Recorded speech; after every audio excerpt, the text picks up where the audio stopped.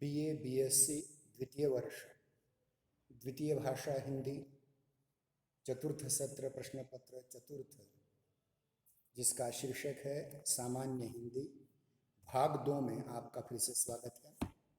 आज तक हमने मीडिया की भाषा के बारे में या मीडिया लेखन के बारे में बहुत सी बातें समझी थी।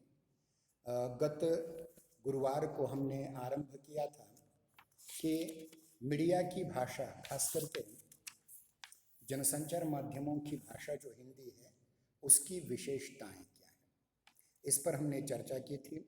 और ये चर्चा करते समय हमने ये देखा कि जितने भी माध्यम हैं, चाहे वो मुद्रित माध्यम हो, चाहे दृक माध्यम हो, दृक श्राव्य माध्यम हो, श्राव्य माध्यम हो, या अत्याधुनिक इलेक्ट्रॉनिक्स माध्यम हो, इन सभी माध्यमों में जिस प्रकार की भाषा का प्रयोग किया जाता है, उस भाषा की कुछ विशेषताएं होती हैं। उसको हमने देखने का प्रयास किया था और ये देखा था कि ये जो भाषा है, यह संचार की या संपर्क की भाषा होती है। उसके उपरांत उस भाषा में माध्यमानुरूपता होनी चाहिए, संदेशानुरूपता होनी चाहिए, विधानुरूपता होनी चाहिए, समय सीमा से प्रभावित भाषिक संरचना उसकी होती है, फिर उसमें संप्रेषणशीलता होती है, बोधगम्यता और कलात्मकता उसमें आ जाती है, मानकीकरण, भाषा का मानकीकरण उसमें आ जाता है, जिसे हम स्टैंडर्डाइजेशन ऑफ लैंग्वेज कहते हैं।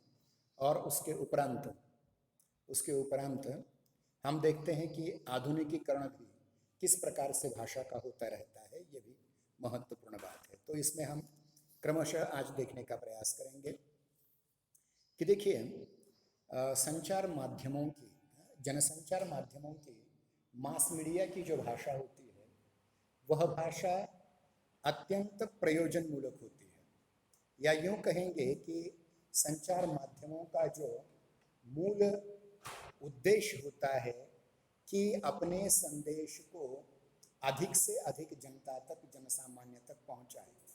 और यह उसकी यहाँ विशेषता ये दिखाई देती है कि भाषा का चयन आपको करना है। किस भाषा का चयन करना है? जिसमें अधिकतर लोगों तक आप पहुंचे, जिसको अंग्रेजी में मास मीडिया कहते हैं। अधिक तक जन, इसके पहले हमने जन शब्द की परिभाषा में ये कहा था कि ये कोई भीड़ या समुदाय नहीं है।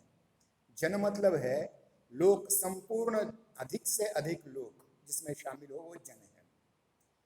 अब देखिए कि भाषा का प्रयोग जो हम करते हैं जनसामान्य में, वो बोली स्तर पर होती है, उपभाषा स्तर पर होती है, विभाषा स्तर पर होती है, ऐसे अनेक स्तर उसके होते हैं। परंतु जब हम जनसंचार माध्यमों की भाषा कहते हैं, तो उसमें अधिकतर ऐसी भाषा का प्रयोग होना चाहिए जो विशिष्ट वर्ग तक सीमित न रहे। जैसे राजभाषा, जो केवल ऑफिशियल लोगों तक पहुंचेगी, वो नहीं है, अपितु जनसामान्य तक पहुंचाने के लिए, अधिक से अधिक लोगों तक पहुंचाने के लिए उसका प्रयोग हमें करना पड़ता है। तो वह प्रयोग किस प्रकार किया जाए? तो जन समुदाय के अर्थ समझ में जो शब्द आ जाए, जिस भाषा का रूप आ जाए, तो उस भाषा का रूप हमें यहाँ मीडिया में प्रयुक्त करना पड़ता है, क्योंकि ये बहुत बड़ा जनसमुदाय होता है। भाषा के चाहे जितने विविध रूप हो, उनमें जो सर्वसामान्य लोग आसानी से समझें, ऐसे रूप का हमें स्वीकार करना पड़ेगा, तभी वह संचार या संपर्क भाषा बन सकती है। इतना ही नहीं, यह न तो जनसाधारण की भाषा है और न वर्ग विशेष की, अपितु मतलब साधारण जन की नहीं है लेकिन जनसाधारण की है, और विशिष्ट वर्ग की नहीं लेकिन विशिष्ट भाषा जरूर है। तो इस प्रकार से हम इसे कॉमन लैंग्वेज या सामान्य भाषा या साधारण भाषा या सर्वसंपर्क की भाषा कह सकते हैं। अब दूसरी विशेषता यह होती है मीडिया की भाषा की, वह है माध्यमानुरूपता। आप जिस माध्यम का प्रयोग कर रहे हैं, चाहे वो प्रिंटेड माध्यम हो, मुद्रित माध्यम हो, चाहे श्राव्य माध्यम हो, चाहे दृक माध्यम हो, दृक श्राव्य माध्यम हो, या चाहे फिर अत्याधुनिक इलेक्ट्रॉनिक्स माध्यम हो, कंप्यूटर हो, इंटरनेट हो, जिसको हम क्रमशः अंतर्जाल और संपादयित्र कह सकते हैं, उन सब की भाषा के, उन सब माध्यमों के अनुरूपों से होना चाहिए। इसलिए ध्यान रखिए कि हर जनसंचार माध्यम की जो भाषा होती है उसका अपना एक स्वरूप होता है, और इसी स्वरूप विशेष को के आधार पर हम ये कह सकते हैं कि जनसामान्य उसका रिसीवर है, संग्राहक है। जैसे देखिए कि समाचार पत्र का संग्राहक एक शिक्षित व्यक्ति है जो कम से कम अक्षर ज्ञान रखे, लेकिन रेडियो का जो श्रोता है उसके लिए कोई शिक्षित होने की आवश्यकता नहीं है, वह सामान्य रूप से उसे सीख सकता है। इसके उपरांत अगर हम देखें तो हमें पता चलता है कि साक्षर वर्ग या शिक्षित वर्ग के अलावा भी हमारे जनसामान्यों में अशिक्षित वर्ग, निरक्षर वर्ग भी है, और उस निरक्षर वर्ग तक पहुंचाने के लिए अन्य जो माध्यम है, जैसे रेडियो जैसा माध्यम है, टेलीविज़न जैसा माध्यम है, उस माध्यम से आप इस बात को समझ सकते हैं कि किस प्रकार से ये अन्य चीज़ें उसमें डाली जा सकती है। खास करके निम्न मध्य वर्ग जो शिक्षा की खर्चीले मतलब जो शिक्षा का खर्चीला वातावरण है उसको सहन नहीं कर पाता, उसके लिए क्या किया जा सकता है। मतलब भारतीय परिप्रेक्ष्य में अगर देखा जाए, जिसमें उच्च शिक्षा का प्रतिशत मात्र 2 से 3% है, वहाँ निरक्षर वर्ग या अनपढ़ वर्ग ज़्यादा होगा, इसमें कोई शक नहीं है।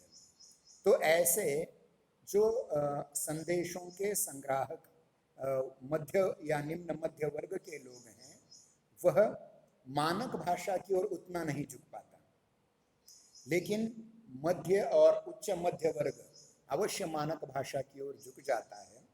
अतः हमें मानक भाषा, साहित्यिक भाषा से अलग जनसामान्य की भाषा, लेकिन उस माध्यम के अनुरूप अगर होती है तो वो ज़्यादा समर्पक, अधिक समीचीन उसमें हमें दिखाई देती है। जैसे अभी हमने कहा था कि समाचार पत्र पत्रिकाएं जो दैनिक भी हो सकते हैं, साप्ताहिक हो सकते हैं, पाक्षिक हो सकते हैं, मासिक हो सकते हैं, त्रैमासिक हो सकते हैं, इनको पढ़ने वाला साक्षर वर्ग अगर है तो वह अच्छी तरह से उस माध्यम के अनुरूप स्वयं को डाल लेगा, और भाषा भी उस माध्यम के तहत ढालनी पड़ेगी।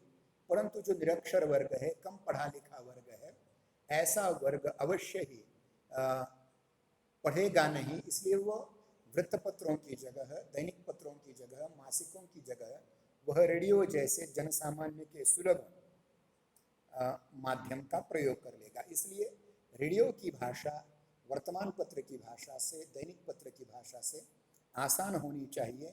वह मानक नहीं, अपितु उसमें अमानकता के कुछ गुणधर्म आ जाएं तो भी उनका स्वागत हमें करना चाहिए। इतना ही नहीं, देखिए टेलीविज़न जैसा नया माध्यम है, मतलब दूरदर्शन या जिसको दूरचित्रवाणी कहा जाता है, उस माध्यम को अगर हम देखें तो हमें इस बात का पता चलता है कि उस माध्यम का भी बहुत बड़ा प्रभाव, मतलब जिन लोगों ने कभी संस्कृत की रामायण नहीं पढ़ी या तुलसीदास की रामचरितमानस नहीं पढ़ी, वो रामानंद सागर के रामायण सीरियल को देख करके भी आपस में संस्कृतोद्भव या यूँ कहेंगे कि तत्सम शब्दों का प्रयोग करते हुए मानक हिंदी भाषा भी बोलने लगे थे। यह एक प्रभाव होता है किसी भी माध्यम का। इसलिए माध्यम की भाषा में उस माध्यम के अनुरूप कुछ बदलाव अवश्य दिखाई देते हैं। उसके उपरांत अगर हम देखें, संग्राहक अगर एक रूपता चाहता है, मतलब वही संग्राहक है जो दैनिक पत्र भी पढ़ता है, जो रेडियो भी सुनता है, जो टेलीविज़न भी देखता है, तो वो धीरे धीरे इन तीनों माध्यमों की जगह अपनी मानसिकता को ढालने लगता है। मतलब वृत्तपत्र पढ़ते समय उसकी मानसिकता अलग होगी, रेडियो सुनते समय वो दूसरे काम करते करते भी सुन सकता है, लेकिन टेलीविज़न के सामने उसे आँख और कान, पूरा मन लगा करके उसकी ओर ध्यान देना पड़ता है, तो उसका ध्यान अत्यधिक एकाग्र उसमें हो जाता है। इसलिए इसमें एक महत्वपूर्ण बात है कि जो माध्यम में कोड होते हैं, कूट होते हैं, उन कूटों का निकुटीकरण, या जिसे हम कहेंगे कि कोड का डिकोडिंग करते समय जो एक प्रकार का उसका बौद्धिक स्तर होता है, वो बौद्धिक स्तर अत्यधिक बढ़ता जाता है। माध्यमों के परिवर्तन के साथ उसमें भी परिवर्तन होता जाता है, और इस कोडिंग, डिकोडिंग और कोड मिश्रण का जाने अनजाने उसके दैनिक जीवन पर प्रभाव पड़ते रहता है। दूसरी ओर हम देखते हैं कि जनसंचार माध्यम संप्रेषण की प्रक्रिया में भाषाई आधार पर भी अलग अलग उसमें अपने अपने प्रभाव उत्पत्ति करते हैं, और ये प्रक्रिया उस माध्यम के अनुरूप बदलती भी जाती है।